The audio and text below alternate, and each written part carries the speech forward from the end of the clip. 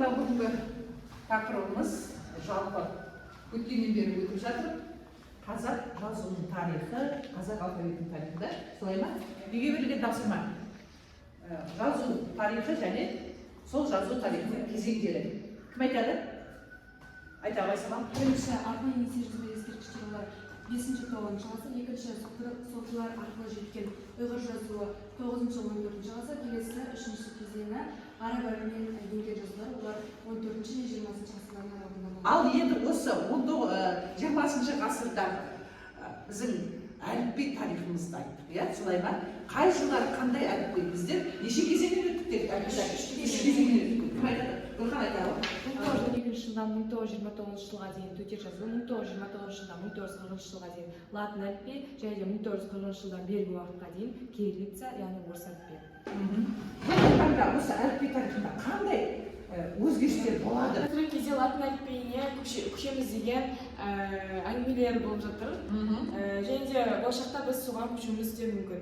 Иә, себебі қазіргі бүкіл мынау көшедегі жарнамалар, немесе мекемелер атаулары, дүкендердің атаулары бәрі дағылды. қазір таңда латын алфавитімен бізде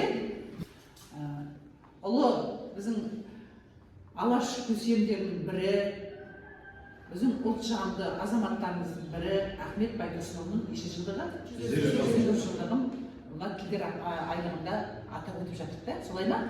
Енді соған байланысты бүгінгі біздің тақырыбымыз сай келіп тұр. Төте жазу дейді да, тақырып төте жазу. Төте жазу деп жаңа айттыңыздар, нешінші жыл дедік? 1912 жылы дедік да, нешінші жылға дейін? 1929 жылға дейін. Төте жазуын бүгін сіздермен біздер таныс боламыз. Жазу, бұның ерекшелігі төрт түрлі таңбаланады, жеке тұрғаны, сөз басында, сөз ортасында және сөз аяғында. Тағы да бір ерекшелігі. Ол тіркеседі, тіркеспейді деген сөздер болады. Яғни әріптің өзінен кейін әріппен тіркеседі, тіркеспейді. Қазір оны қазір тақтаға қараймыз. Мына кестеде мен қажыраға сыздым сіздерге. Жеке тұрғаны бірінші әріп бізде әліпбиде қандай әріп еді? Әліпті таяқ деп білмейді деген үлкен кісілердің сөзі бар. Әліп деп отырғаны осы. Балалар ойлап қалмаңдар, бұл арабтың сөз шығады екен деп.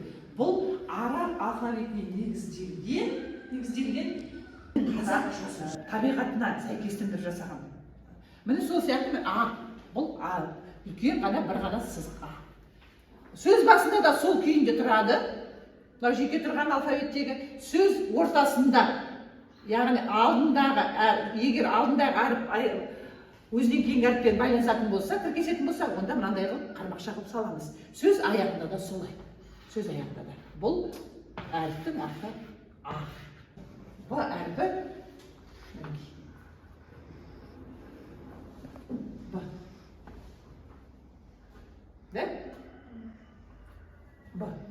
бұл жеке тұрған. Міне балалар, бүгінгі осы төте жазуымыздың әрі қарай тағы да әріптермен жалғастырамыз. Енді әрі қарай бүгінгі сабағымыздың мақсатында жалпы мәтіннің автопозициясын және жалпы ақпарат талқылау сұрақтарын арқылы анықтау. Екінші, айтылым кезінде сөзді сазына кетіріп, дебісті рақтап толтыра көріп, сөз ішіндегі және сөз арасындағы өзгерісті сақтап айту дағдыларын орнықтыру. Бұл біздерде фонетика да? Фонетикалық талдау. Мына балалар 1912 жылғы Ахмет Байтұрсынұлының алғашқы жасаған әліпбиі.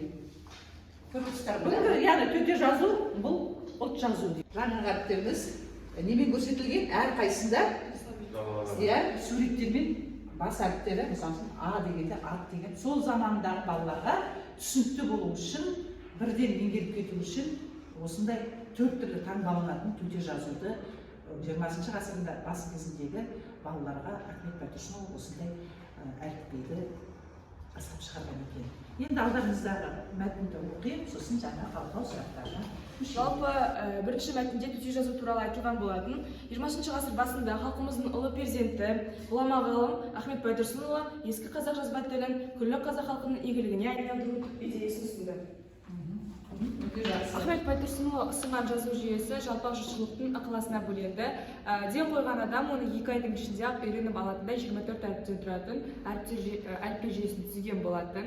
Алайда бұл әліпбидің ғұмыры Кеңес одағында ұзаққа созылмады. Яғни 1912 жылдан 1929 жылға дейін қолданыста болған әліпби 29 жылы латын әліпбиіне ауыстырылып, кейін 1940 жылдан бастап кириллица қолданыста. Ал енді сұрағымды қоямын. Төте жазудың ғұмыры Кеңес одағында ұзаққа созылмады. Ал енді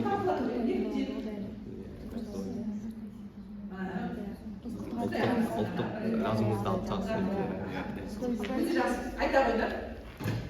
Біздің ойымызша, себебі біріншіден ол төрт түрлі таңбалану баланың үйреніп кетуіне қиындық туғызады деді. Ал екінші жағынан жаңағы бұл төте жазу қазақтың ұлттық жазуы болғандықтан, ұлттық жазудан алшақтату мақсатында Кеңес одағы бұл жазудан пайдалануға тыйым салды деп ойлаймыз. Өте жақсы, өте жақсы. Жалпы айтсам, қазақ Ахмет Байтұрсынов қандай кітаптарын білесіңдер? Өте жақсы. Кім айтады? Bir бақыт айталы. Ахмет Байтұрсынов негізінде қазақ тілі білімі мен әдебиеті үшін жасаған еңбектері зор. Солардың арасында ең көп таралғаны бізде тіл құралы және әдебиет танытқыш атты еңбектері болып табылады. Мәтіндарға талқылайық. Кім айтады? Дала айтады. Өте жақсы. Араб әліпбиесін қазақ жазуын негіздеуде көптеген ұсыныстар айтылған болатын. Ол бірінші араб алфавитіндегі жуан дауыстардың таңбаларын алмау, екінші қазақ тіліндегі е, и, у деген дауысты дыбыстардың алдына таңбаларын белгілеу, ал үшінші к, г деген дауыссыз дыбыстардың алдына дәйекше қою, себебі олар дауыссыз дыбыстардың жіңішкелігін білдіреді. Өте жақсы. Дала қандай сұрағың бар? Осы айтқан мәтінге. Менің сұрағым, дауыссыз дыбыстардың алдына неге дәйекше қойылады? Екі дауыссыз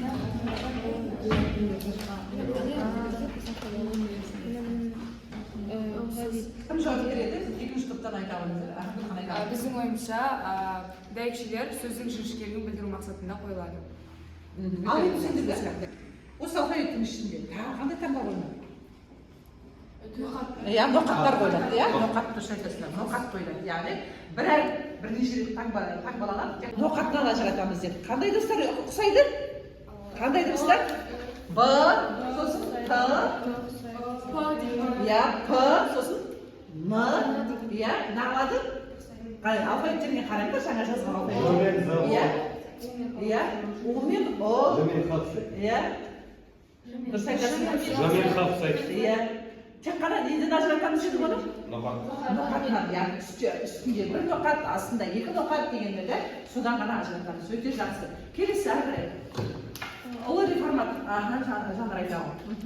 Ахмет Байтұрсынұлының араб жазуын қазақ тіліне икемдеген нұсқасын жұртшылық қауым және де мұғалімдер қауымы өте талассыз қабылдаған болатын.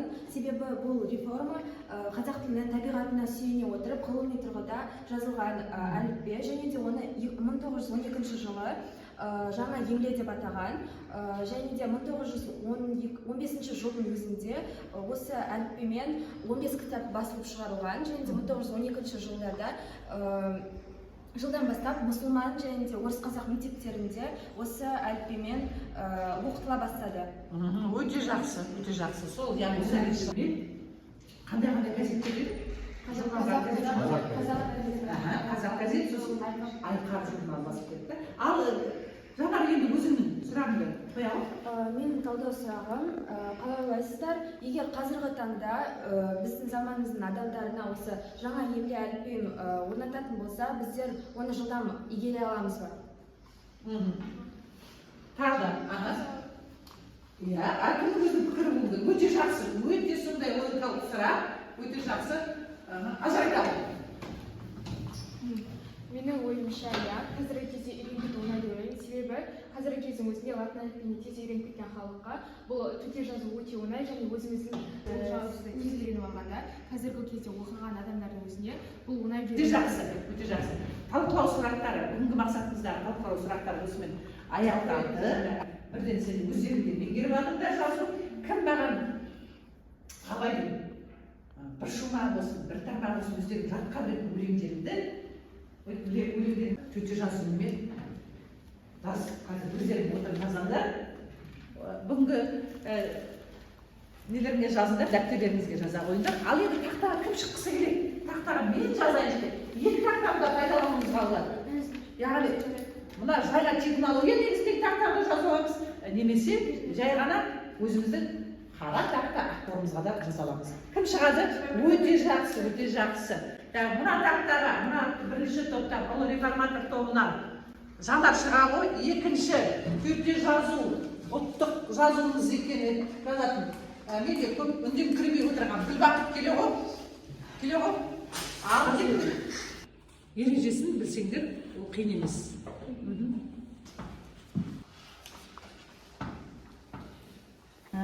Өте жақсы, бірақ нағыл дедік жаңа, өзгеге көңілім толарсың. Мына ө деген не істейді дедім. Қатемізді қараймыз. Гүл бақытта, қандай қате бар? Қандай өлеңі дейсің? Бұл жерде Абай атамыздың өлең сөздің патшасы сөз сарасы, қиыннан сөз сара бердімаса, сөйлемнің бірінші тамағы, өлең сөздің патшасы сөз сарасы. Өзі дұрыс қой, ә? Мына жіңішкесі ұлы, аңның қалай кеткен? Аңның сөздің соңында қалай тұрады дедім? Сөздің соңында? Мынау сызшамыз дұрыс. Сөз сарасы дегенде сымыз тағы да жаңа кімнің? Айсамалдың жіберген қатесін кімде жіберген екен? Міне. Мынау кішкене с төмен бар. З қалай қаңдар? Мынау банан алды, ноқатты мына жерде қате жіберіп алды. З қалай болады? Мынау сөз. Ал болмасашы. Онда қандай әріп болып кетеді? Р болып кетеді. Сонда мынау сөр болып кетеді. Мына жерде қалып қойды, көрсің бе? Сөз сарасы дегенде, сөздің дегенде, мына енді мынауымыз деген тіркесе ба, мына алдындағысымен дейді. Сөздің мынау дұрыс, дұрыс, мына да жаңадан. Бұлай салым дұрыс, тек кішкене төмен қарай жүресің, сөз, өте жақсы. Мына арының жерде дұрыс, мына сарасы мінекей. Дұрыс. Енді жаман емес, өте жақсы. Мен Абайханнан баратын 8 аяқ өлеңін алдым. Яғни 8 аяқ, алыстан сермеп, жүректен сербеп, шымырлап бойға жайылған. Өте жақсы. Өте жақсы. Өте жақсы. Ары қарай Жәмила, ары қарай. Оқиға, сенде? Мен Абайханнан ата-анаға көз қуаныш өлеңін алдым. Ең бірінші өлеңін жаздым. Ата-анаға көз қуаныш. Арасындағы шақайда ата-анаға деген дейді. Енді салшы шақа, ата-анаға көз қуаныш. Көз қуаныш. Қай жерде қате бар деп? Қай жерде бар қате? Ал, қате қай жерде? Иә, кезбейтін болған, өте дәсін екен. Иә, нетіп кетті. Жәмиле өзі бірден қалмады. Сөз, мінекей, міне. Енді кері байласы ретінде алдамыздағы стикерге сол төте жазу.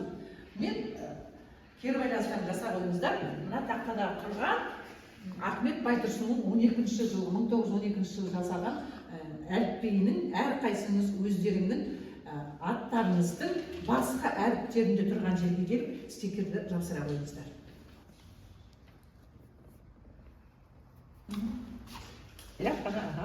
Дана. Айсамал. Ажар. Әлихан. Бұға жасып қойдың Әлихан. Деген қай жерде?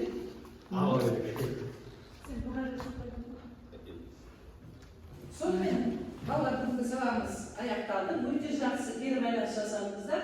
Әрқайсымыздың оқушылардың сабақ бәріңізге ұнады деп ойлаймын. Белсенді қатысқандарыңызға рахмат.